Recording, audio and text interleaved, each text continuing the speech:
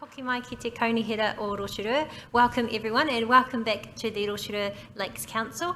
Before we start this meeting, this workshop today regarding both of our long-term plans, I'd just like to invite our rangatira Kingi Biddle to open us up with the karakia and a brief mihi, of course.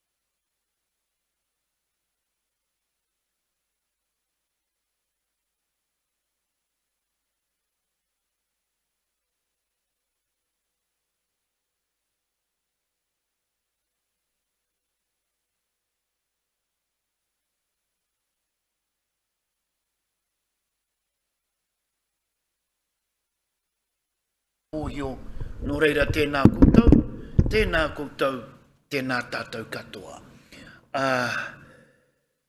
Tupu ki roto, tupu ki waho, tupu ki te whaiau ki te ao mārama, ti hei mauri ora e. E ngā reo, e ngā mana, e ngā hi, e ngā wehi, tātou kua tau mai nei raro i te tuanui o tēnei o ngā whare, tēnā koutou, tēnā tātou. Ka tika, me whai whakaro atu tātou ki a rātou, kua mene atu ki tua o pai. Ka tangi hia ngā aitua o ngā marae o koutou. Ka tangi hia ngā aitua o ngā marae o tātou, o mātou.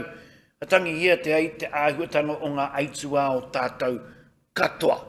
Nō reira ko te uri o te moana nui a kiwa, ka tanu mia i tēnei rangi o te pāti ka kāriki, ko e whiso tēnā, ka tangi hia, ka poroporo aki, tia, ka kōrero tia i roto i tēnei whare. Hare atu rā e koro, e moe, hoki atu rā ki te hawaiki o ngā mātua tupuna o koutou. Hara mai, hare atu ki ngā savai o ngā mātua tupuna o koutou hare atu. Tua makatia ko ngā aitua o tātou katoa. Tangi hia, poroporo aki tia kia, kua ea. Tātou te pito ore kia tātou tēnā koutou. Ka pai, tēnā tātou katoa. E te pautaki, toi moana hara mai. Toi moana hara mai ki te kaunihera o ngā roto o Rotorua. Hara mai kia noho ngā tahi ai tātou. Hara mai kia whirinaki ai tahi ai tātou. Hara mai. Hara mai i roto i te āhuatanga o kotahitanga. Hara mai i roto i te āhuatanga o pūtahitanga, o noho tahitanga, o kōrero tahitanga, kia puta he huarahi hei hikoitanga mā te katoa mai ma ke tū ki tonga riro, mai ngā kuria whārei ki tihirau. O reire e te pautaki kia koe tau, tēnā koe.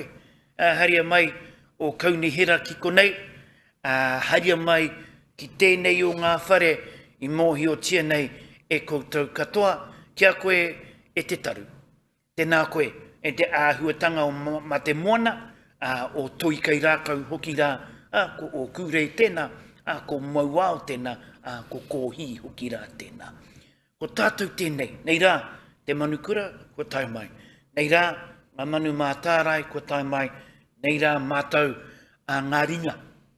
Hei whakatutuki i ngā mahi. I raro i te ngā kau hou, i raro i te ngā kau rangi mārie, i raro i te ngā kau tohaina. Ko ngā mahi re tērā, ka kōrero nei au. No reira ko te mahi nui, te mahi ka uhi ki runga ia koutou. No reira tēnā koutou hara mai. Tēnā koutou piki mai, tēnā tātou katoa. No reira, me hihiri nei tātou. He honore, he karori ki te atua, he maunga rongo ki te mata o te whenua, he whakaaro pai ki ngā tāngata katoa. Amine. Ngai e te atua, he ngā kau hou, he ngā kau mā ki roto ki tēnā, a ki tēnā o mātou. Whakatohu ngia tau hei rua tapu, hei awhina, hei tohu i a mātou.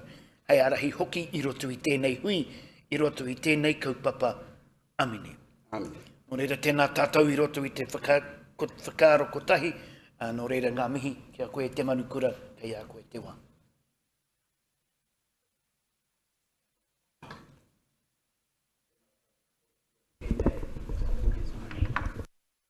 Kia mātou I tēnei rā, no rere te rangatira, I mihi ana ki a koe mō tō whakamoimiti, mō tō mihi me tō whakaro kia mātou I tēnei rā, te manukura, tēnei te mihi atu ki a koe, me koutou hokinga me mō te kaunihira o ngā Rotorua me ngā kaumahi rangatira I hui mai nei I tēnei rā, kei te mihi atu kia koutou. Anei te ropu, hara mai nei no te toi moana, ki te tautoko, ki te hāpai, te kaupapa I mui a tātou I tēnei rā, no rere tēnei te mihi poto ki a koutou, tēnā koutou, tēnā tātou katoa. Tēnā koroa ngā mihi nui ki a koe te taru me ki a koe kingi. O tō mihi me tō karakia tēnei rā.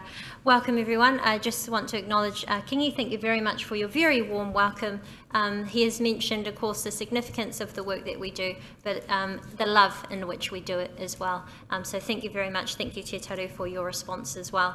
So we have some very exciting items to discuss today, our long-term plans. We are aware that some people do need to depart at 3 p.m, so we're going to give you the quick version. So what I suggest is we will whiz through our long-term plan presentation, which Thomas will give. We'll allow time if you have any short urgent questions, and then perhaps I'll hand over to you, Chair Leader. I think Councillor Thurston wishes to give us a quick update around regional transport, and then we'll allow the time for you to open up, give introductions and give your presentation. If there are any more detailed questions, maybe we can ask those at the end of both presentations if needed. So thank you very much for your time to be here. Thank you everyone for being here to listen, to learn, and of course to provide some feedback if necessary. I do just want to note our Deputy Mayor Sandra Kai Fong and also Councillor Maxwell are both overseas at the moment, and we will have Councillor Brown joining us very shortly. But without further ado, I'd like to hand over to Thomas to go through our long-term plan here at the Rotorua Lakes Council, which we are still in the development phase and soon to sign off our consultation document. Thank you, Your Worship, and good afternoon, Chair Leader and councillors from the Regional Council, and thank you for this opportunity to present to you. I will try and be brief because, as the Mayor said, I appreciate there's a number of us that have other commitments.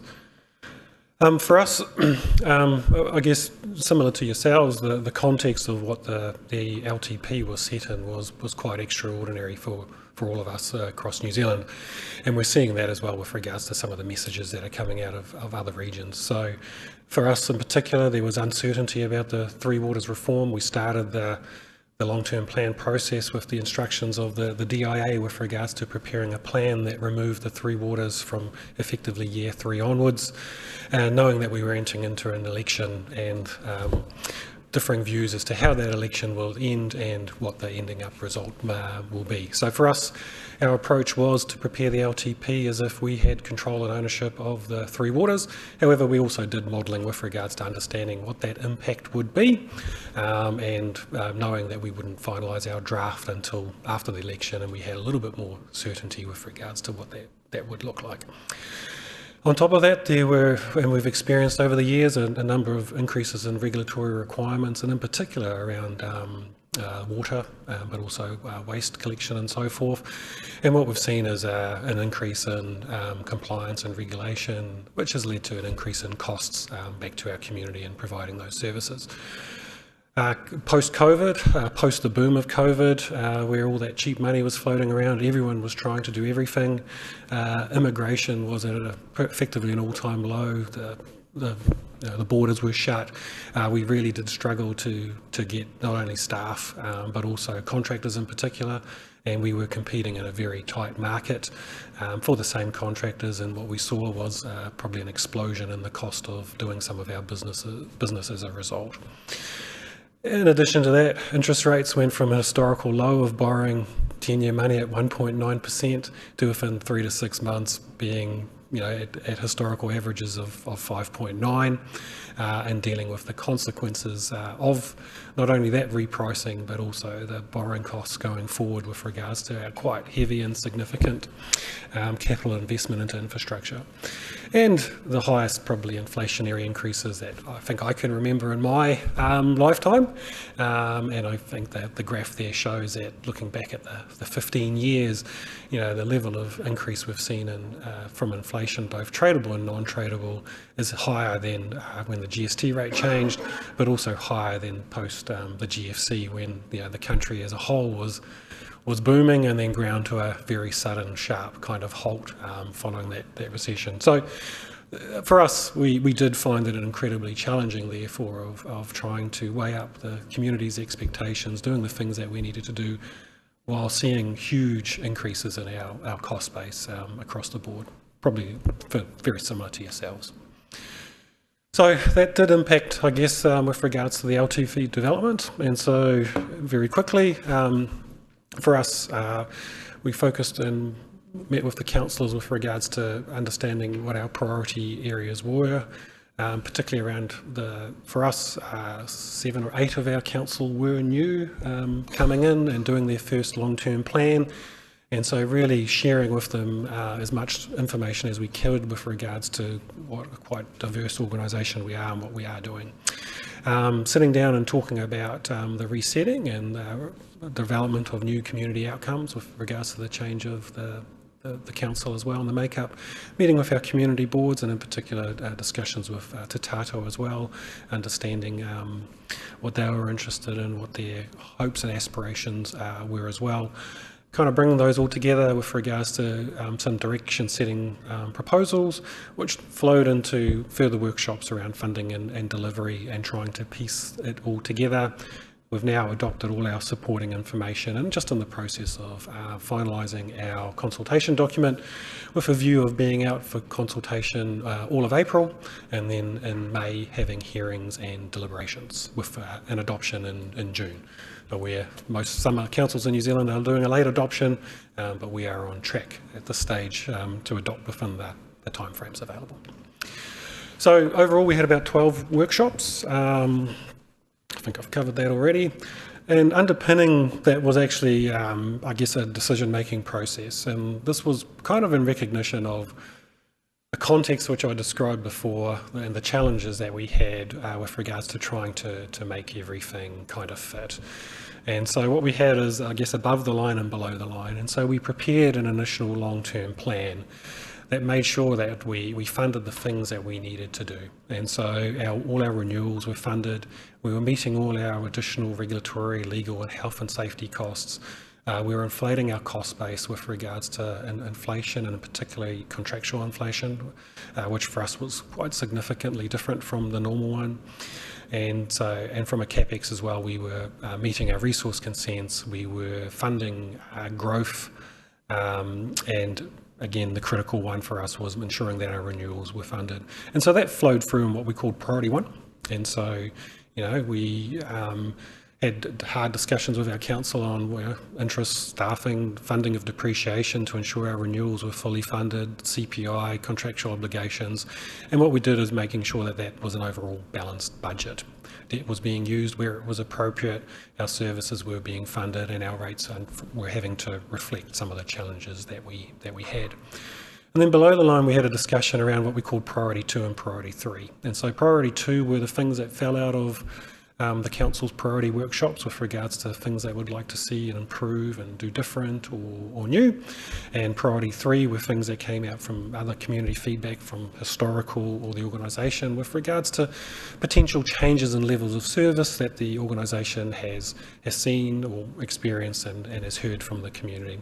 And we went through sessions with regards to with the councillors with regards to, well, here is your baseline and here is your debt, your funding envelope. Now, if you wanted to consider Priority 2 and Priority 3, then we'd flow it into a decision-making process and then make a decision as to whether it would come above the line or below the line. And if it was below the line, we could either consult on it to say, hey, we haven't done it, but you could consider and this is the impact, or we would just exclude it all overall. And so that's effectively the decision-making process that we used this time around.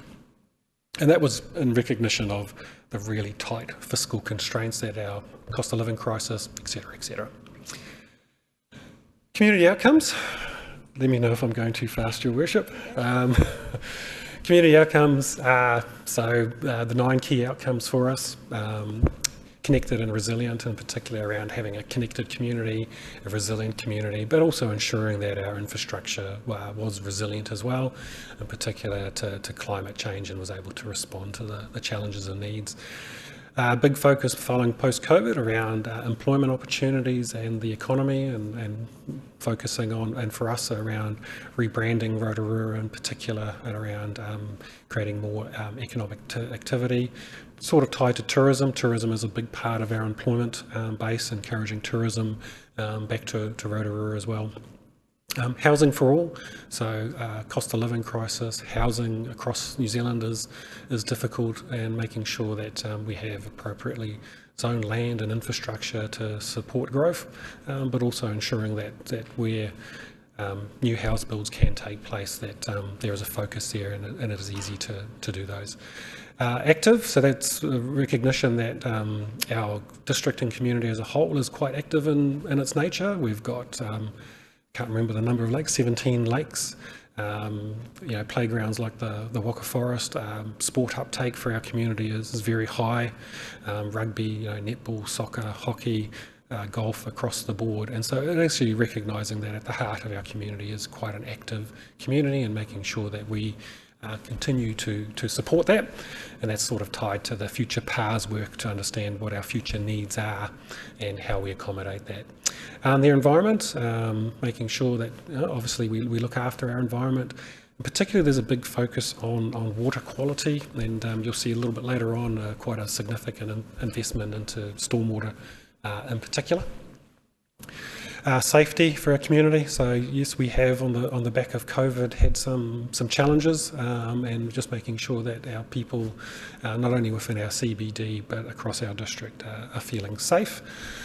Mana whenua aspirations with regards to meeting with them, the Tātou 2050, so Te Arawa's 2050 vision, and making sure that we understand collectively what each other's goals and aspirations are, and where possible to bind those together.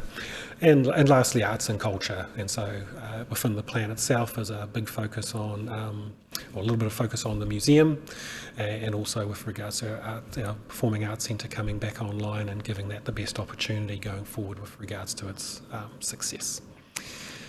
So at the heart of our LTP is we do have about $1 billion worth of infrastructure across the 10 years, but within that, I guess if you look at what's in the 30-year infrastructure strategy, so there's about 557 million uninflated, whereas embedded in that. If you look at a comparison of the previous LTP to now, there has been a significant increase probably in stormwater, which is the most noticeable one, and that's predominantly tied to growth and where the work that needs to take place with regards to facilitating growth in our district. But it's a fairly consistent spend. So things we have got in the sewerage activity is a wastewater treatment plant upgrade. Need to think about obviously the contact point at some future. The Tarawera scheme is included, and finishing out the Rotoiti-Rotomar scheme, as well as some growth. Roading is, I said, very consistent with previous, just looking after our existing roading network. A little bit of a focus on mobility change, use change, those sorts of aspects, but as a whole, just making sure that they're renewed and looked after. Stormwater, predominantly tied to our Infrastructure Acceleration Fund application and success, which is about $115 million worth of work across the central and western part of our city with regards to facilitating growth, and has had a flow-on effect to our development contributions, and then water supplies as well. There are one main water supply, our main one, needing a new resource consent, which will likely require work as well, and just securing some more supplies across the district and as a whole, ensuring it remains resilient, if not becomes more resilient. For us, the challenge was in particular around when you look at the split of it, you can kind of see the bell curve is sitting towards the first 3 to 4 years in particular. Growth has been a significant proportion of it, and in particular, so what we're seeing is in the first year completing the feasibility studies of our Infrastructure Acceleration Fund programs, and then years 2, 3 and 4 are significantly delivery components of those. And in the front end is the wastewater treatment plant and Tarawera in particular, which is driving the level of service and a consistent kind of level of renewals going forward. So it is weighted quite heavily at the start, and therefore probably no surprise that the debt that is used to support in particular the growth is also matching the timing of that.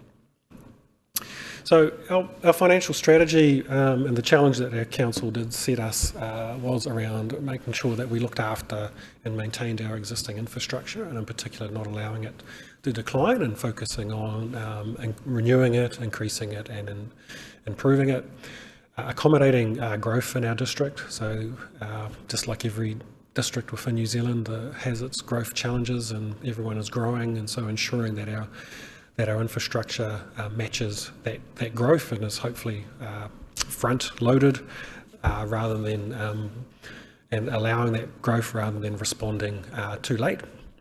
Being really good stewards of the assets, while also trying to balance $1.7 billion worth of assets and looking after them, and obviously growing them with the affordability, cost of living crisis, and trying to maintain affordability of rates and user fees, and the prudent use of debt. But not only the prudent use of debt, but also building more borrowing headroom towards the tail end of the LTP. And so staying below our 250% self-imposed debt limit, even though we can have the higher 280, and retaining an appropriate buffer so that we can respond to upcoming challenges and the unknown into the future, which we've done by staying about 50 million below our debt limit at its peak in about 4 years' time. So maintain affordable rate levels, utilise debt to fund the key projects to improve the district, pretty much make sure that our other operational services are funded appropriately from operational revenues, maintain debt below 250% while also ensuring an appropriate buffer.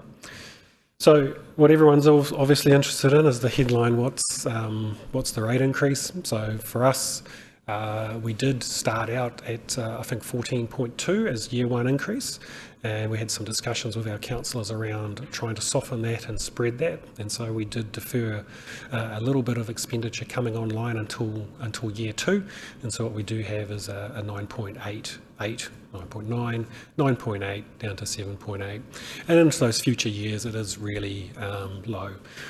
What we've also done is probably yourselves as well, we've seen hundreds of $1 million increases every year with regards to asset revaluation. So last year alone we had a $228 million asset revaluation.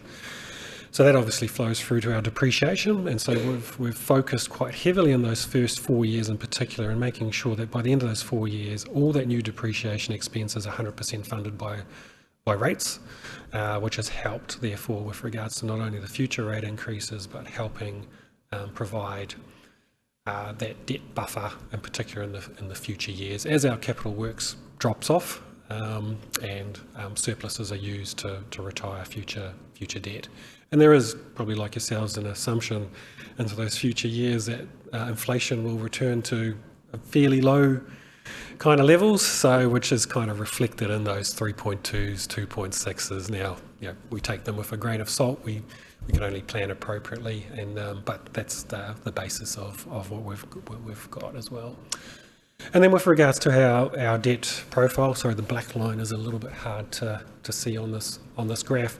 What we do see ourselves doing is peaking in year 4. That is at the tail end of that heavy infrastructure investment, and then we see a reduction in our debt, not only a reduction in our debt, but also a rebuilding of that buffer back against our internal limit of about 250%. So, consultation, listening to our community, what we have got planned, and I guess the main topic items for us is the inner city improvements. So we haven't included a significant amount of money into our plan for significant improvement, but we are asking the question of, if we were in years 3, 4, 5, what are some of the things we could do, what can be considered, and what are some of the things the community would like to see, and would you be prepared to pay for that? Our aquatic centre is undertaking a significant refurbishment, and that is scheduled to be completed end of April, early May, with regards to pretty much a whole revamp of the structure that covers the internal pools. We've got a little bit of money left set aside with regards to our Better Off funding that we got from the DIA. We actually applied it to the aquatic centre, and asking the question of the community around how that should be used: hydro slides, manu pools, children's active play area, learn to swim kind of additional facilities. So getting some feedback from the community on that. Future of pensioner housing is the discussion again around who is best placed to look after not only this asset, but the individuals that in there, particularly that sometimes need wraparound support services, so similar to what other councils have done, and I think Whakatane may have recently as well, around transitioning those assets to a trust with regards to, community housing provider. So that's that question. Going for growth, so consulting on our revised development contributions policy. That's a reflection of a tripling in the investment of our growth capital works in our plan. And then, because there's this described that priority 1, 2 and 3, there were some things that were excluded from the plan, which the council would like to do, but there was affordability challenges around talking about those with the community, and that's around some of the levels of our community grants. We've retained a good portion of them, but some were removed. Devolved funding for our community boards. The skate park was a significant component that disappeared out of our LTP this time around. Lakes infrastructure enhancements and transportation infrastructure, which is predominantly just the sealing of more rural roads. In addition to that, we'll be looking at setting the capital rate for Rotorua and consulting on not only that, but also the $1,500 contribution that the council makes as to whether that should be inflation adjusted and increased, which will have a flow-on effect to Tarawera as well. Changing the way that we rate vacant land, so removing the 50% discount on serviceability charges and paying the full amount, and so that's to encourage more landowners to actually develop the land rather than just hold it as vacant. And we've also done an exercise of targeting Airbnbs and short-term accommodation. We know that there's about 1,300 in our district. We know where they are. And we also know how their bookings are, so we are introducing a rule of, if it's booked within the previous 12-month period, more than 100 days, you'll be rated commercially. Only for full houses, not for those that are doing a back room or using it to help supplement. So it is just straight full houses. And that's just recognition is that while they play an important part with regards to our visitors and providing accommodation, they actually do also appear in parts of our district where those houses probably should be made available for our community. And so just asking them to pay their fair share with regards to particularly the business and economic development rate, and rating them commercial because they're technically commercial organisation activities. So the consultation will be approximately 20 events across the district. Hopefully most of the councillors will be able to participate in those.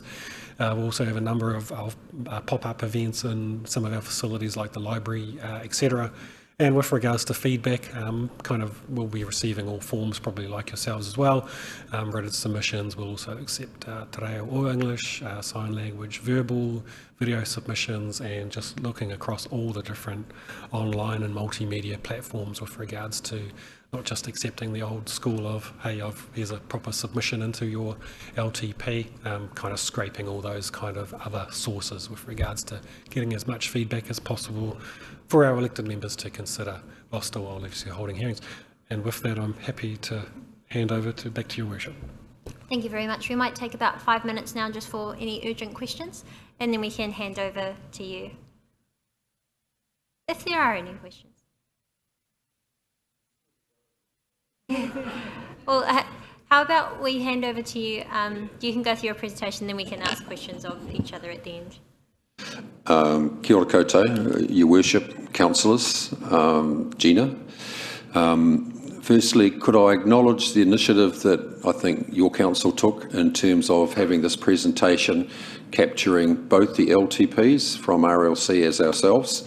Appreciated. And I could say ditto Thomas in terms of the environment we're all facing. So firstly, my apologies, Your Worship, I've got to go in 15 minutes time, so my colleagues will run the presentation that we've got. You need no introduction to the three Rotorua councillors here, and most of you know Jane Nees, the Deputy Chair, so she'll be standing in for me. So, kia ora. Jane. Kia ora. Firstly, I'd like to congratulate you on appointing a new Chief Executive. I've got to say we've really enjoyed working with Gina, and Gina, we wish you all the very best going forward, but it will be really good to get to know your new Chief Executive and to develop a really good working relationship. And in part, that's why we started with this whakatauki, because it is our philosophy for working, which is seeking really good collaboration and partnerships and working together so that we can be as successful as possible over the whole region. So it's not just with our partners in local government, but also with iwi, with our community, with our volunteers, etc. They all play a part in helping make us successful. So we have very much the same headwinds as you do, and I won't go through all of those. It certainly caused us to take a very rigorous approach to our costs and the development of this LTP. The two different ones that we have that we're really trying to get our heads around, and that's the extreme weather events of last year really brought it home to us, the risks that many of our communities face from extreme weather events and from climate change. And so we've got a very heavy focus on resilience and getting our communities ready for the impacts of climate change going forward. And then the significant change that is coming through from central government, and as you are aware, it makes it very difficult to plan a way forward when you're not exactly sure what we're going to be dealing with. And just on that, I might just pass to Lyle to talk about the change coming through with the GPS, because that's a huge challenge for Lyle and for everybody on the RTC. So I'll stop there and just let Lyle have his... Thanks, Jane. And Your Worship, kia ora tātou. I just wanted to give you all a heads up, which we did the other day with our colleagues in the Western Bay of Plenty. But as you know, every regional council has to establish a regional transport committee, and they are charged with developing a 10-year strategy, as you know, and it's reviewed every 3 years. And I know my colleagues, after I've left, will touch on a number of long-term plan consultation documents that are out. But the biggest one, I think, that's out at the moment is the Regional Land Transport Plan. And as you know, the membership of that are the mayors of the Bay of Plenty and the chairman. And also another voting member of that committee is the New Zealand Transport Agency, but there's also a raft of advisors. So why is the reason for this heads up? It's because I need to alert you to the fact that to a casual reader reading the document as it's gone out will say there seems to be a tremendous emphasis on the Western Bay of Plenty. But Councillor O'Brien and yourself, Your Worship, you've sat through most of these meetings, and I've really got to honour and pay tribute to your collegiality and professionalism, all you mayors and your alternates, because it hasn't been an easy task. But I think it's fair to say that the crises that we encounter in the Bay of Plenty are primarily in the Western Bay in terms of infrastructure. We have 4 of the 10 worst roads here in the Bay of Plenty. As Councillor Nees alluded to, we still haven't seen the current GPS from the government. The current government specified it as item number 12, I think it was, on their 100-day plan. and we expect to see that early in March, which will mean that with a document out for consultation, it may need to be tweaked or amended. I think that you have to be aware that there were near 70 projects that were put up across the Bay of Plenty. You and your alternates, Your Worship, kept at arm's length distance from a lot of those deliberations on ethical grounds, and it was left to a technical advisory group within the various TLAs in the Bay of Plenty to scrutinise those and come down with the definitive list. So we're looking at a list of about 20 items at the moment, of which the bulk of them, I think it's fair to say, and it's the reason for the heads up, primarily are focused on the Western Bay of Plenty, because I use the word crisis, and I will stand by that. It really truly is, and Tauranga has been suffering from a lack of investment in infrastructure for many, many years. As we know, it's the fastest growing city in the country and has been for 30 years. And it's the retirement capital of New Zealand, where no doubt we'll all end up one day, God willing, or God forbidding, or whatever. Yeah, and we know that it is beset with huge amounts of internal migration. So 8,000 people a year move to live in Tauranga in the Western Bay of Plenty. So it's nothing that you don't already know. But I just wanted to share those details with you and urge you to put in a submission. But just be aware that there is some substantial bloody research and science behind where it all landed with the priorities going forward for the 3 years going to Wellington for the National Land Transport Plan. So thank you, Your Worship, and to you, Councillor O'Brien, for your contribution. And I know my colleagues may talk about other major documents that are out there, the Geothermal Management Plan, yourself and Councillor White. So, but no, as we've said on many occasions, and I unfortunately have to leave, I'm not catching a bus, but I do have to go at 3:15. You know, collegiality is the name of the game, and I think we've been on the right page in the last couple of years. And full marks to you, Gina.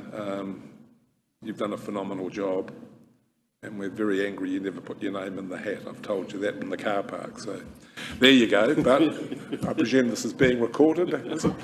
But no, substantial number of people were quite disappointed, but okay. But we're looking forward to the new chap from Taupo, and I know Taupo at the moment's in high grief mode about his departure and the fact that you've secured him here. So no, kia ora tātou. Picking up on that theme of changing government policy coming through, one of our major pieces of work is our freshwater plan change, and of course we know that there's going to be major government policy change in freshwater, but we have made a huge amount of progress on the plan. It was ready to be signed off for notification in December, and we put a pause on it. So we've had a big discussion across council and decided we want to keep on going forward because we do have real water issues to address across the region, and we have over 600 water consents coming up in 2026, and we need a really rigorous policy environment and rule environment in place before they come through. So we're aiming to notify our plan change in September 2025.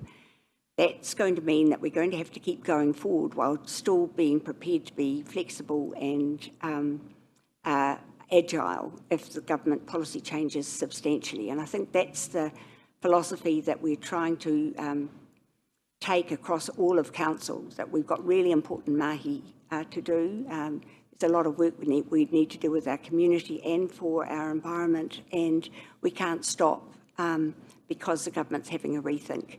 So we'll just keep on going as far as we can and be prepared to make adjustments if necessary. But just going on to the current economic climate, it's called for some really tough financial decisions. So I won't go through the headwinds, but we are very aware that many of our community are suffering a cost of living crisis, so we've worked really hard to keep our rates down, and Te Taru will talk more about that, and we've got some really big decisions that we've got to make, which I think Tataru will also tell you about. So our process, we've had many workshops as you have, and very pleased to say that we've just had sign off on our consultation document by the audit process, and that means that next week on March the 6th we'll be signing off our consultation document for consultation, and our deliberations will be in May. So council will sign off the document on the 8th, and when we do that we'll have a lot more detail to share on some of the finer financial details of the plan. Now I'll just pass through to Lyle if you just want to whistle through the strategic. Oh, right, okay, Kevin.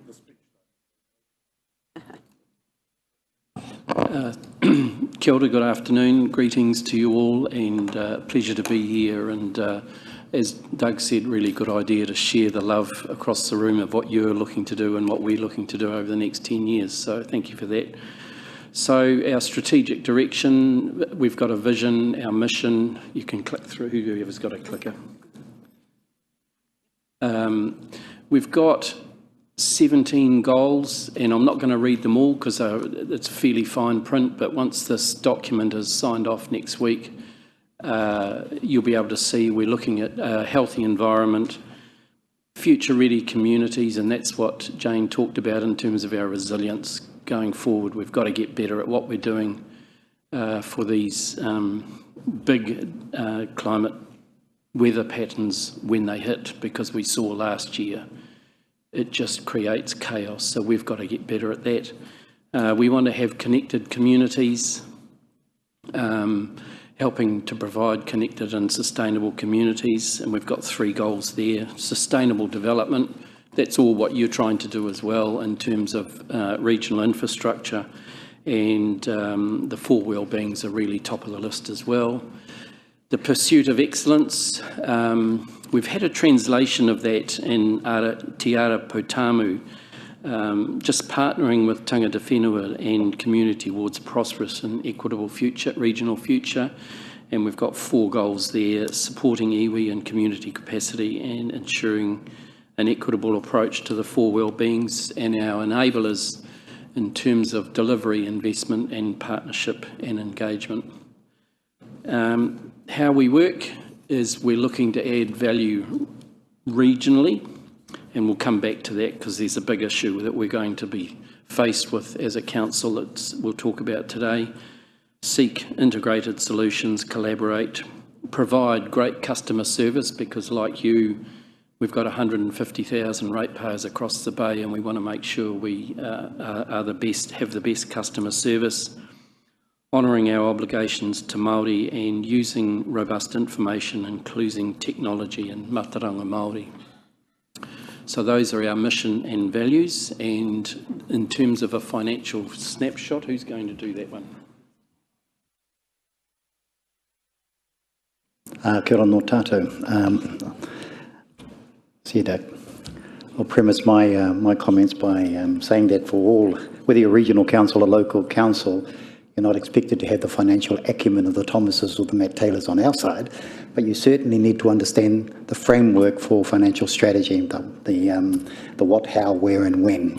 And all of that comes down to your income, your revenue income and your expenditure, and how you apply it. For us, at the top of the list is keeping rates affordable. And for this first financial year of the 10-year plan, we're looking at a general rate increase of 4%. 4%, keeping that 4% for medium-sized Bay of Plenty properties. Beyond that and outside that, I guess there'll be some flex in negotiations of how that might work. But certainly 4% for generations and general rate increases in the first year. Building financial resilience is the obvious one. We need to be financially prudent in how we spend. Responses to climate change, extreme weather events, we know that.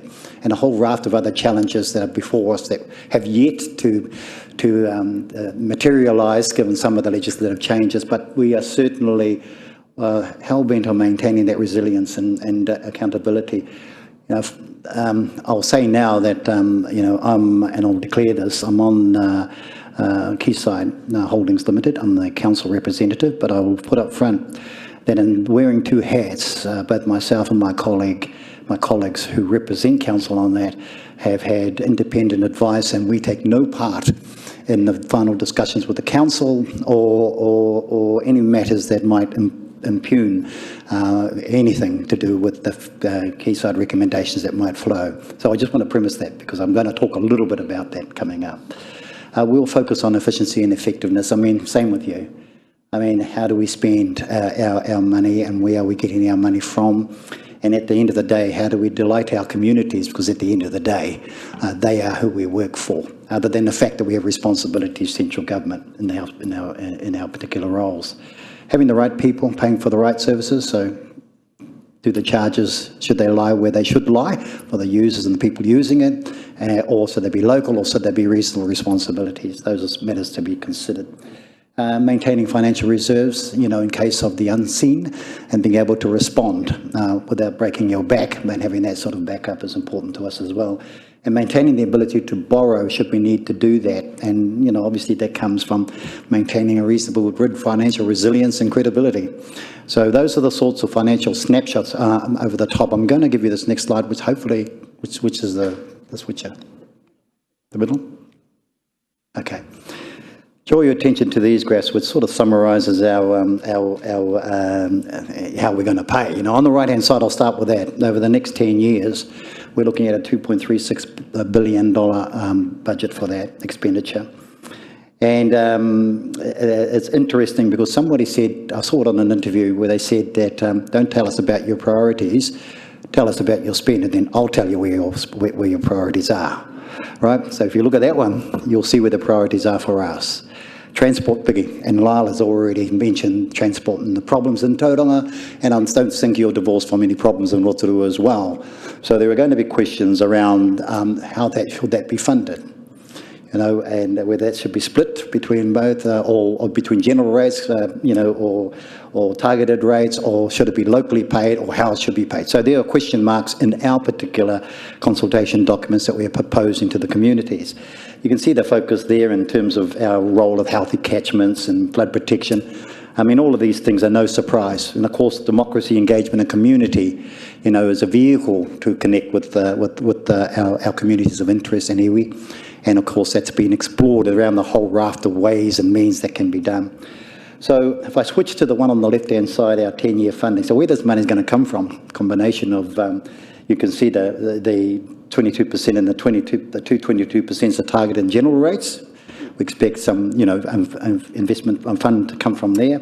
But the 25% one is an interesting one. And that's really a focus on the Quayside dividend that it comes to us from our CCO. And it's 54% shareholding on behalf of the regional council who owns the CCO.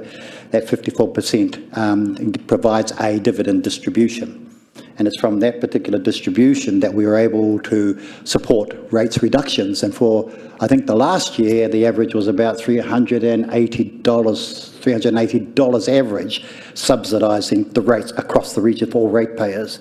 In this coming first year for this 10-year plan, it's $390 on the back of a $47 million dividend payment that we will get from Quayside. But under the current constraints that we're looking at now, the international dynamics, the geopolitical dynamics, the stresses on the Port of Tauranga, there's some big question marks arising around that level of affordability. So that's something in our consultation documents that we'll be looking at.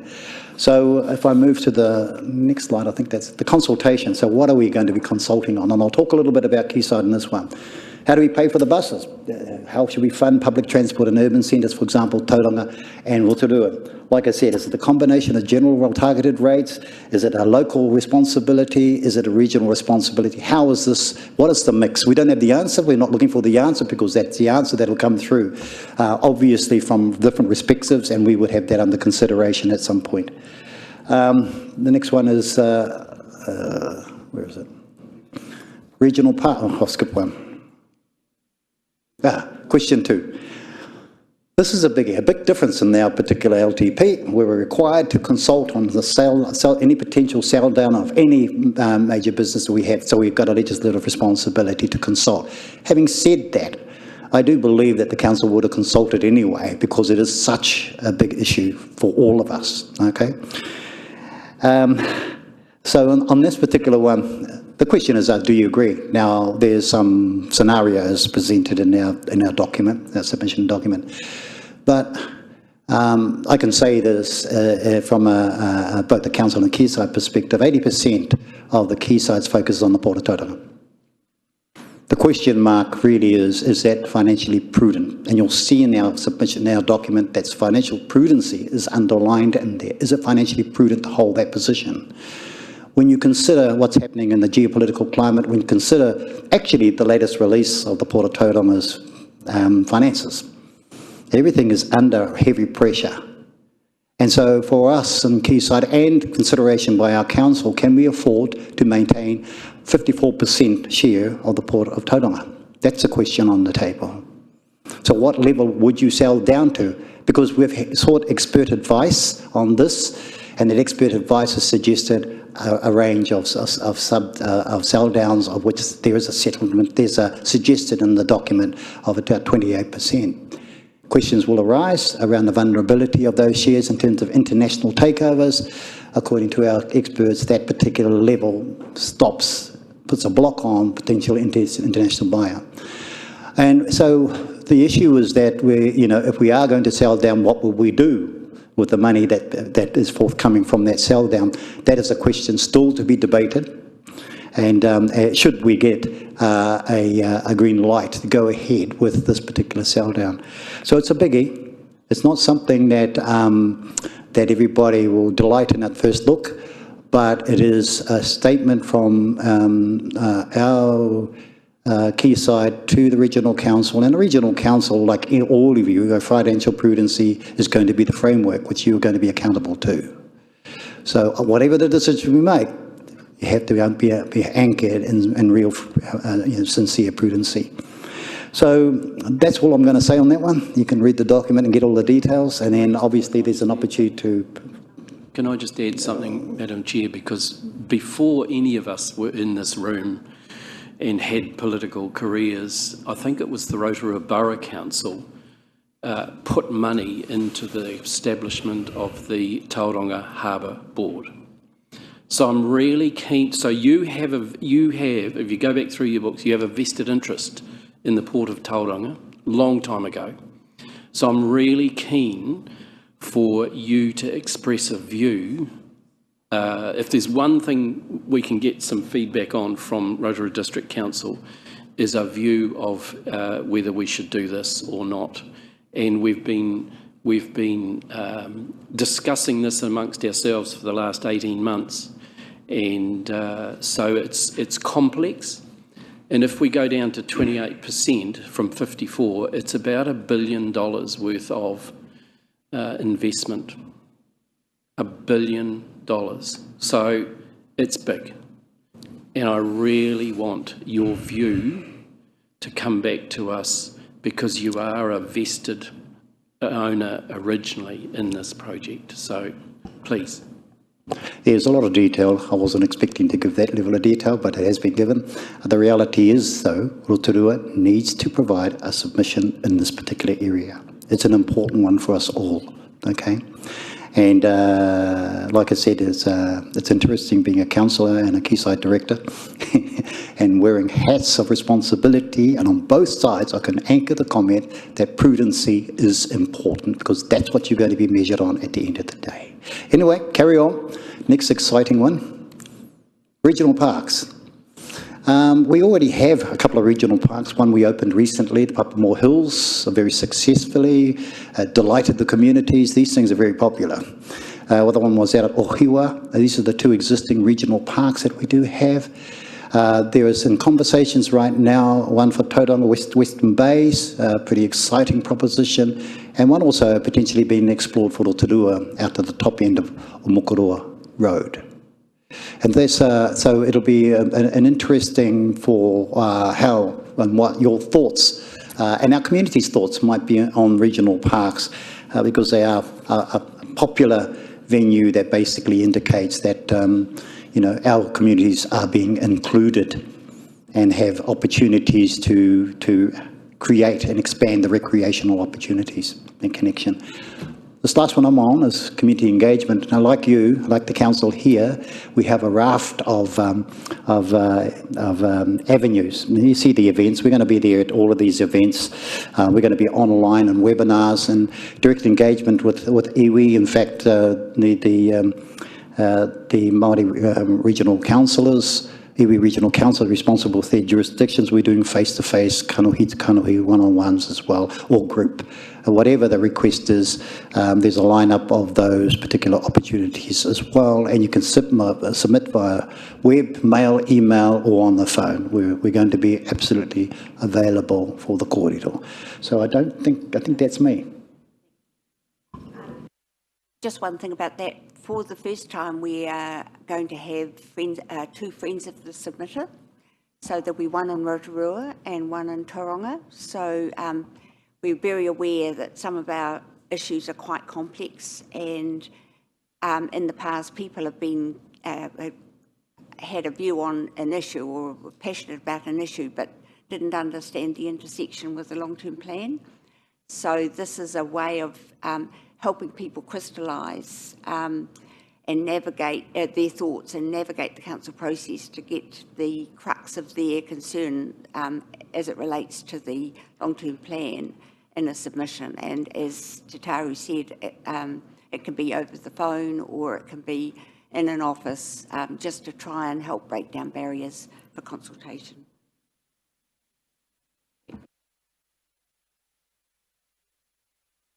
Regional wide, some of our work, climate change being mentioned, rivers, in-stream fish passage, big issues across the bay, and continuous improvement for our bus users. You saw the big number for our buses across the board. These are big investments that we've got to maintain, improve and enhance going forward.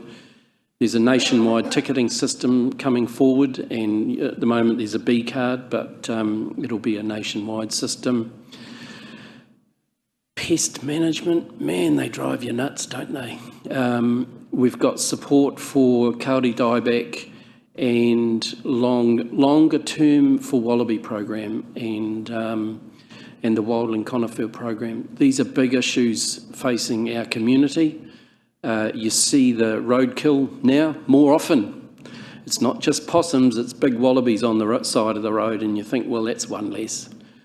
Coastal care programs, big for us, all along the coast, and we're going to continue to fund that actually should be the Coastal and Lakes Chair in Science with Waikato University. There's two positions there, both absolutely essential to freshwater and seawater going forward, and shared services for iwi. In terms of Rotorua work, we've under construction are wetlands. They're the livers for the kidneys for our streams and our waterways. Partnerships with TALT to reduce our aquatic pests. Te spoke on the regional park consultation, and continue the alum dosing for our 3 lakes. And Conan, you see there the repair work to the Ohau wall. I think there's 1.5 million in the budget to repair the holes in the Ohau wall, channel diversion wall. Continuing the maintenance of the outlets of Okereka, Ruafikoto, Rotomahana and Rotorua and Rotoiti. I note that one at Okereka has been an absolute godsend that we put it in before Gabriel and whatever hit last year, Greg, in terms of increased flow rates, because Okereka wouldn't be existing today if we hadn't have done that, started 5 years ago. I'm sure we would have had some houses with water through their floorboards at Okereka. Continuing with PC10, our nutrient management provisions, our nitrogen buyback scheme is slow. We think we can get to 50 tonnes of the 100 tonnes, but after that we're just not sure. And so we're continuing to work in that space, and management of geothermal. We've just concluded the deliberations yet to be published for the management of our geothermal system management plan, and you'll be advised accordingly of we've had the hearings, we've done the deliberations, and it'll just be a matter of time before we release that too. Who's doing that? Assets and infrastructure? You must be, Jane. Oh, well, I can.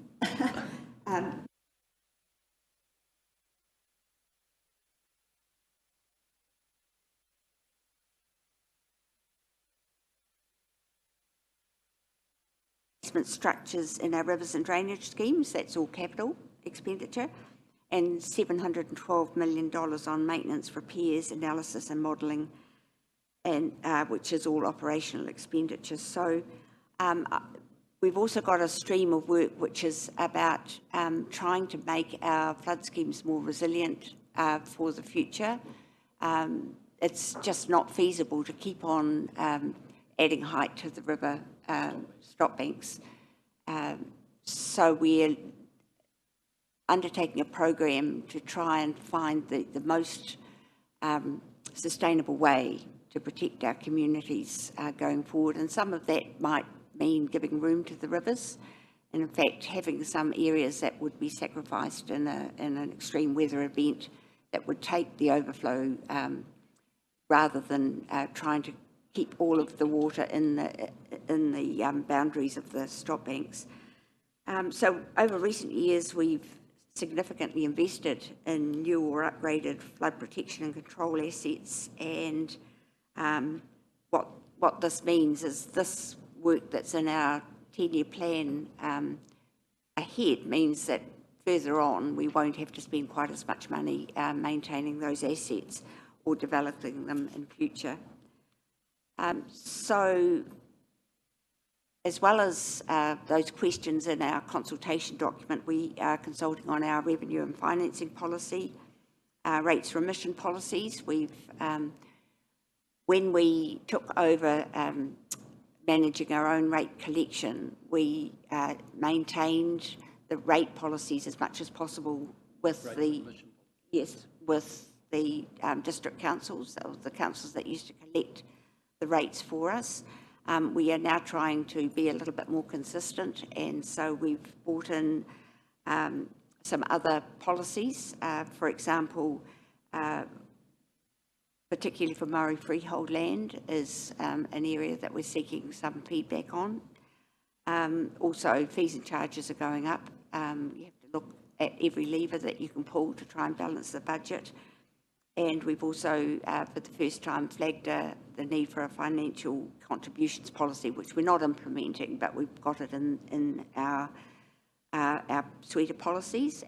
As well as the long-term plan, we're very aware of the risk of consultation fatigue, because at the same time we are, as Lyle said, consulting on our regional land transport plan, our geothermal management plans. We've got freshwater reform, Mount Maunganui air management strategy, plan change 13, that's an air quality plan change around Mount Maunganui. And then we're also out, I think it finishes today, the consultation period on our navigation safety bylaws. I do hope that you've submitted on that, because they do cover some of your lakes. Yeah. So that's us. So we're very keen to answer any questions that you might have, but we really appreciate you giving us the time to come and talk to you. So thank you. Thank you very much, Councillor Nees, and also Councillor Winters and Councillor Te Taru White. We really appreciate you taking the time to go over this. There's quite a lot that we are all doing, but as you can see, there are also very clear similarities in the outcomes that we're trying to achieve for the shared communities that we represent. So at this stage, I'd just like to open up for any questions. If you could keep your questions relevant to the long-term plan presentations that we have seen today. Councillor Lee. Thank you, Your Worship, and thank you, colleagues, for your presentation today and letting us know what's going on over there. I do appreciate your presentation and your financial snapshot and your noble ambitions to keep rates affordable and to ensure that the right people are paying for services. On that note, I would like to take a moment to go into bat for some of our ratepayers. The Rotorua Sewerage Reticulation Scheme, the ratepayers will be paying for that, and in due course, further down the track, the Tarawera Reticulation Scheme ratepayers. So yesterday we were told that the original budget for the Rotorua scheme was 35 million, which went 61% over budget. I understand the regional council is contributing 8.5 million Councillor, towards just a reminder, that was a confidential workshop that where we discussed the costs of things and the potential rates and costs. So if you'd like to just jump to your point regarding the long-term plan. Yes, so those ratepayers, I think it's on the record, will be paying a very large sum of money towards the reticulation scheme, which they may have to pay back over 25 years or whatever.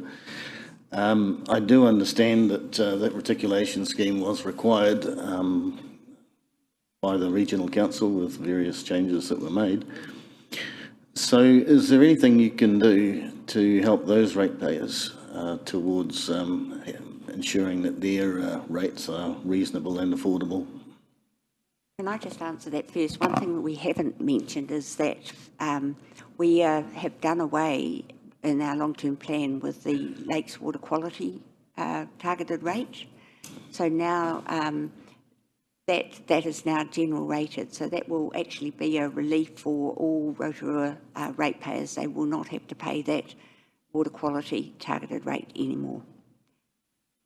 Thank you. And just to clarify, is that because it's going into the general rate? So still, yeah. So there'll still be an investment, but definitely same investment. Different people are helping pay for it. Yeah. Thank you very much. And of course, we will be introducing a lakes enhancement rate, depending on a minister's decision of Rotorua, Rotorua. Not sure that answers my particular question. Sorry, we're already putting in $8 million into Rotorua, Rotorua. What are you asking? Well, originally, based on the original budget, that would have been 25% of the project. That's now down to 15% of the project. The ratepayers out there would be delighted if you could dig into your pockets a little. Unfortunately, we don't pay for inflationary costs and projects, additional costs. So the amount that we've offered and contributed is the amount that we're offering. Thank you. Next question from Councillor O'Brien. Thank you, Worship, through you. Thank you very much, Deputy Chair and gentlemen and staff. Could I just touch on, and sorry, I'm sure there'll be more in the consultation document, if the sell down of the port shares was to happen, what's going to happen with that money? Is it a different investment vehicle, or are we just going to see it spent on, roads in Tauranga? As I said, Conan, that matter has not yet been deliberated upon. It's yet to be discussed. Should there be approval to sell down, the question then will be what and how. How's that going to be allocated, or how's that going to be managed, or how's that going to be distributed? All those questions are yet to be answered. But the first principle here is there an agreement? Can we get to an agreement of sell down or not? If there's an agreement to green light and go, those will be very important questions to ask. And it ain't going to happen in a lump sum. It will be staggered if it does happen. And I'm saying if it does happen. Thank you. So assuming if it does, since you'll be putting it in the consultation document, if it does, how do you see this being is it being reinvestment? Answer that one. Is it just being changed from one investment to another type, or are we talking about spending it? Initially, the money will go to Quayside. Yes. In portions as it's sold down. So one of the prime reasons is the Board of Quayside were very concerned at the concentration risk, having 80% of our investment portfolio in one entity.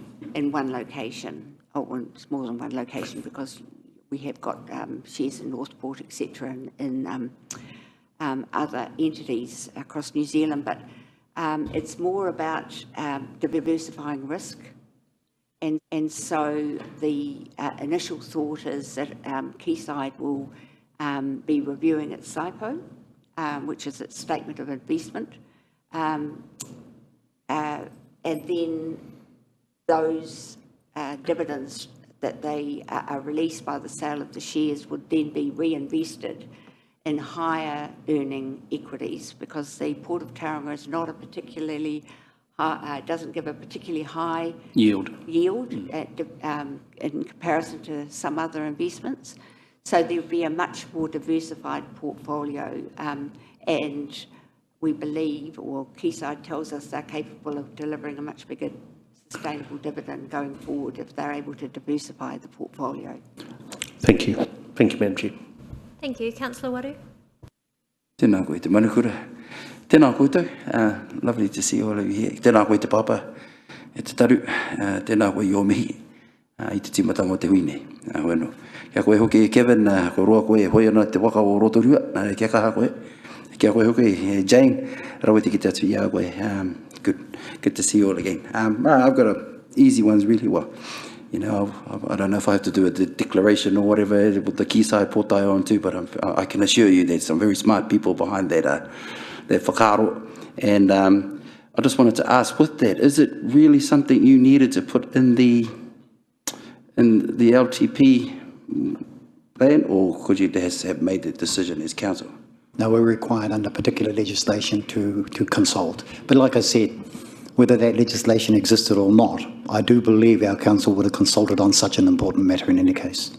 Kapai, good move. My next question, just got a couple, was the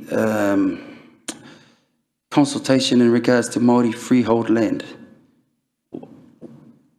How exactly are you consulting on that? Is it only with those owners of the land, or does everyone get a say in how you're going to come up with a policy around that? Just for my own interest. There have been, obviously it's a very sensitive issue for Māori, no doubt about that. And there have been some consultation rounds, but in many respects not heavily populated, to the couple that I went to. So there are issues around attendance. There's issues around probably, looking more at some face-to-face ones, because it's not an easy issue. And council has come up with its thoughts on Māori rating. It has been going out, hasn't been finalised as yet, I don't believe, Jane. It's still in the air around finalising where that sits and lies, because it is so complex at Aori. So it's something. My question. Yeah, and it's something that we would ask our submitters to put in their views on that particular issue. But we've done a full round of consultation with iwi to get to this point. Yeah, but again, I think there's iwi and then there's owners. Yeah, and I think the issue is like that there is it's such an important issue. The question is asked, well, how come there's not many attending some of those hui? And I guess the question then begs, are we in the right location to have that conversation? As you know, marae are often the best place to do this consultation. And it may be something that's to be looked at, but again, I would emphasise, put in a submission, make it strong on such a sensitive issue, and look to possible actions that come out of that, the recommendations. So it's really a question of engagement then, isn't it? And this is my last one.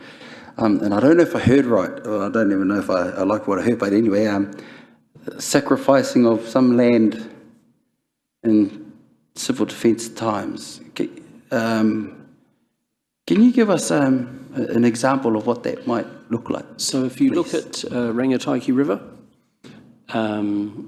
Edgecombe flooded some time ago, and devastating.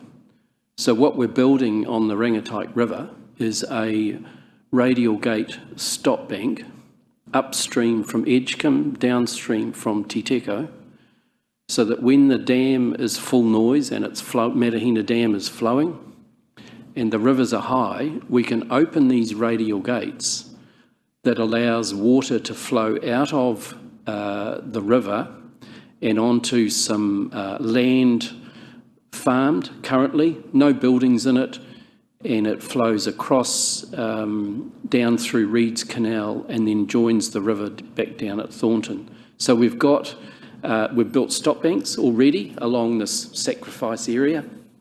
There's no houses in it, but it just allows, it's a fuse. Think of it as a fuse that we can open, control, open the river so it takes the pressure off Edgecombe, because you know in the earthquake Edgecombe sunk 2 metres, and so that whole hydrology of the Rangataiki River changed in that time. So these radial gates are being built at the moment. They'll be finished by the end of the year, and it will allow us some options to sacrifice land for might be for a week, and then it'll join the river as the river level drops. So that's making room for the river, and that's one example. So natural ponds, I guess. Just it'll drain. It'll drain retention off. Ponds or whatever. Yeah, it'll drain once we close the radial gate. Think of the O'Kerry gates where we control, that's an example of a radial gate. Think of the O'Kerry Falls gates.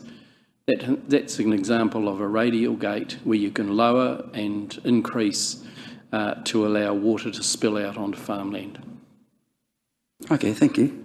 So this whole river scheme sustainability project, we're going catchment by catchment, and Chris can provide more information about it afterwards if you're interested. But it's about talking to the landowners about alternative ways of managing these huge extreme weather events that may not be able to be accommodated under our current stopping system. Yeah, thank you. I guess that's a good segue into my last kōrero. And you probably all know I'm a Ohene Mutu boy, Tuturu.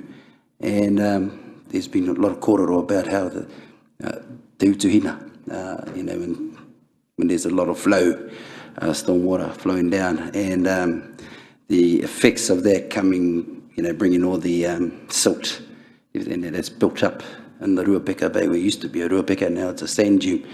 But I see in your LTP there's maybe some room now to actually work collaboratively to sort that issue out with the whānau there in Ohinemutu. Is that what I sort of read? A bit more investment into that kind of kaupapa? Well, because we can't have any sacrificing land down there. Yeah. Kei kona katoa ngā te pā, ngā marae, te whānau. So I'm aware that there have been conversations with Helen Craig, one of our key operators here in the Rotorua office, to try and reconcile that. I'm not quite sure where that has got to, but I know there have been progressive talks about the potential to open up the Ruapeka a little bit more so that in fact the flow can connect, because what the argument is creating a heat source.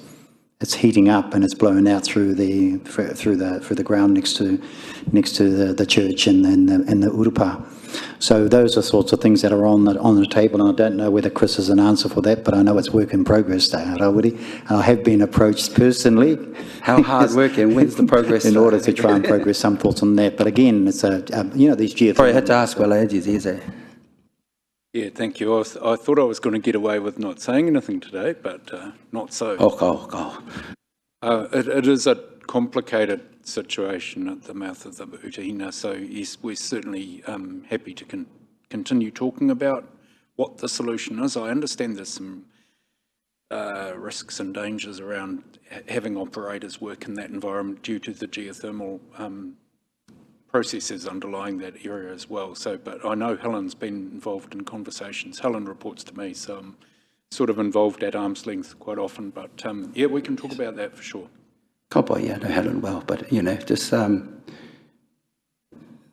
we've been living with that for a long time. So I would hope that there's a bit more taringa whakarongo, I guess, around how we can move forward with that. And not just Utahina, there's some other places as well. At the Koutu, all those areas, Ngāpuna, Rotoiti, Rotoma. And that also goes into the, is there going to be a review of the lake levels, how they're managed? Was that up for, we can just put that in a submission? Because from our perspective, they're all connected. I would suggest you put it in a submission there, Rawiri. Yeah, we don't have the technical answers to that right now, but put in the submission. Sorry, I've been asking technical, so I've got it. Thank you. Thank you. Looks good though. Thank you. Your Worship. The sell down of the poor chairs is quite complex. Will you guys have a workshop on that, a deep dive on that particular one, so you can get into the nitty-gritty of some of the stuff, because the devil is in the detail. And there's some very smart people in the Bay of Plenty that operate in the investment space that we can lean on to really understand it. But just wonder whether there's a deep dive on that particular issue. Yeah, we've invested a lot in getting independent advice from very high level investment expertise. Notwithstanding that, the expertise around the Quayside table investment is pretty strong as well. And there's Fraser Winneray, we've got a number of others in there as well who are now board members. So there is internal expertise, but there's been a layer upon layer of external expertise that have come to the same conclusion that a sound dial is appropriate, is prudent, and it's optimal, and there are levels of optimisation. But the optimisation, I'm very much aware that the council and our community, there's a level to which we can go to, but we will not, because it has, the intent to maintain and hold that interest, and, against sort of international interest taking it over is always a scare point for our community. So it's been all of that. A commercial decision might be to sell down really low, because that's optimal in terms of the commercial return. But the premium in holding it at a level that you do not get any further incursion into the space, that it protects it as an asset for our region, is important. And so that is it is a value proposition that has been considered amongst the best level, because we have 20% in non-port assets. That's way too low in the context of the current environment. So an exposure to the port is pretty significant, and we're feeling that. At one point, Greg, when the value of the shares was over $8, I think around $8, plummeted to under $5, you can do the numbers on the loss of value of the shares. And so those sorts of issues prompt reality that you can't stay in that space. And in fact, I don't think the Quayside board ever thought you should stay in that space, but there was an obligation and a feeling to keep it at 54%, because historically that's where it was at and comfortable. I understand all of that, and I appreciate the concentration risk. I just wonder whether there's there's many components to your consultation process. I just wonder whether there was an opportunity to do a deep dive on that one issue. We've had 18 months of workshops, Greg. We've had reports from Cameron and Partners, Simpson, Grierson, Audit New Zealand have had their say as well. So who are some of the other reports we've had from? Oh, Stephen Joyce gave us a good view as well. So we've got all those reports are available online, and you're welcome to read them. There's nothing there that is now in confidence. It was in confidence for quite some time, because we had to make sure that when we made the announcement that we had a collective going forward. But all those reports are on our website. You're welcome to have a peruse and deep dive yourself. Yeah, and with the proximity of the long-term plan and the necessity to be part of the long-term plan consultation rounds, certainly prompted a need to get this thing get it on the table, and make sure that it was secure in terms of prudent approach to this. Thank you for your question, Councillor Brown. I've just got one final question for you, and then I would, of course, welcome any questions that you have of us before we wrap this up. Just regarding the new regional parks, we have a pretty exceptional unofficial regional park in mountain biking here at Rotorua. We've just had the Whakarewarua Loop. We're quickly becoming known as the mountain biking capital of New Zealand. We hold multiple international significant mountain biking events. When you talk about new regional parks, would you also be, would that also fall into that category of officially calling it a regional park? Mountain bikers? Oh, well, there's mountain biking, there's trail running, yep. There's a running event, and there's multiple running events in there as well. All of the above. Horse riding, everything. Yep. Yeah. Accessible to all. Yep. Absolutely. So that would fall into the category of a new regional park? Yep. What you're Not after? under our management. This is about consulting on regional parks that the regional council would manage on behalf of the people of the Bay of Plenty. So I'm not sure. Oh, okay. Yeah. So that part of the driver, and Kevin can talk much more about this than I can, at looking at this particular property, is that it will take quite a bit of nitrogen out of the system if this is turned from its current land use to a regional park. But a sort of like a full business case is yet to be done on that one. Oh, just that we did do some work on a pre-feasibility study and looking at what the recreational opportunities that already exist in the district, obviously with the mountain biking. So we're not seeking to recreate what's already there or duplicate. We're trying to complement what's already there. So that work has been done. But as Councillor Nees has mentioned, it's now going through a business case process because there's a reasonably major investment needed to purchase a property in this area. So we need to make sure we've done the due diligence properly before we make a recommendation to Council. Okay, thank you for clarifying that. I think I had a much different picture of what that was, so I appreciate knowing what's correct now. So that one final question from Councillor Barker. Sorry, I was just actually following on from that discussion that you were just having. I was just wondering about the scale of the property. You obviously can't tell us the scale of the cost and all that kind of information, but couple hundred hectares, isn't it? Isn't it? Yeah, I've got that information, but I want to keep it close to us, Karen, Yep, because fine. it's sensitive Yep. in terms of the owner Yep. at this stage. Thank So you. we haven't agreed on a price, location. We haven't agreed on anything yet. It's just a concept that we're talking about to the owner. And I think it ties in with what Councillor Nees has said around the attributes of environmental benefits as well. You know, when we're changing from one use to another, at the behest also an agreement of a particular owner or owners, and the benefits of environmental settings around carbon sequestration, around all those things that you know, they come into the equation. and the funding model will involve the nitrogen fund, obviously. Yeah, there's a partially. considerable nitrogen allocation to this property that we could buy back. Okay, thank you. Thank you. And so just checking, were there any questions that you had of us? I noticed that you've included all of your Three Waters costs in your plan. And of course, that's a moving feast, isn't it, at the moment? It appears that a lot of people are thinking about going back to the sort of entity B collaboration, but it's voluntary as opposed to enforced.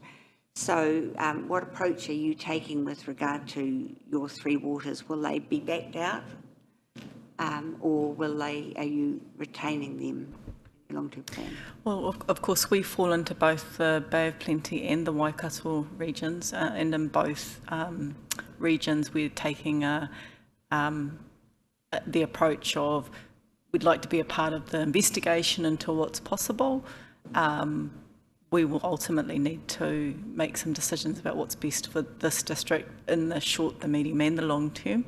I don't think there's sufficient clarity at this stage as to what that might look like, but it's important that we keep our options open so that the elected members can make the right decisions.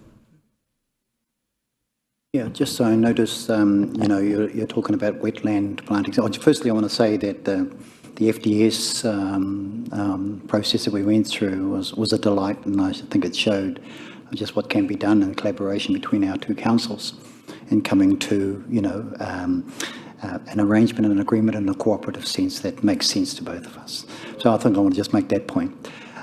Secondly, I think in terms of the wetlands issues, again, these are some of the areas that we can share and sort of approaches that have been done in terms of wetland development.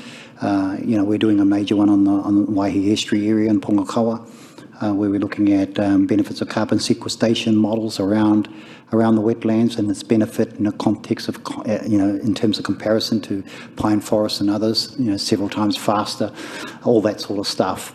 Sequestration attributes are very positive. So we're doing a lot of research, attracted researchers into this space now in terms of blue carbon, in terms of National Conservancy, looking at models of practice in New Zealand. And so these are things that we can share in a collaborative way, and certain the information that flows from that type of thing. We can do certain co-joint things together, is how I see getting the words into practice around collaboration. That's what I'm saying. But I did delight. I just wanted to say that FDS was still hot in my mind. That went really well. Thank you very Thank much. you, Lakes Council. Thank you. Councillor Winters? Oh, yeah, I'm just interested in your rating of Airbnbs, Tanya. I thought we had a scheme in place, because I'm sure I instigated it when I was mayor, of rating those properties that have a semi-commercial basis, and I think we were charging $200 a year extra over the normal residential rate if you were doing a commercial Airbnb. It's my understanding that there is a very small fee that they pay to help contribute towards the Rotorua NZ, or the economic development, like the marketing of brand Rotorua. However, the thought leading into rating the Airbnb has actually been, there has been a few years of investigations. In the past, the previous council had also investigated places like Queenstown, places overseas in Australia, which were quite similar, because the issue is how do you know if they've just put it on for one weekend or if it's on every single day.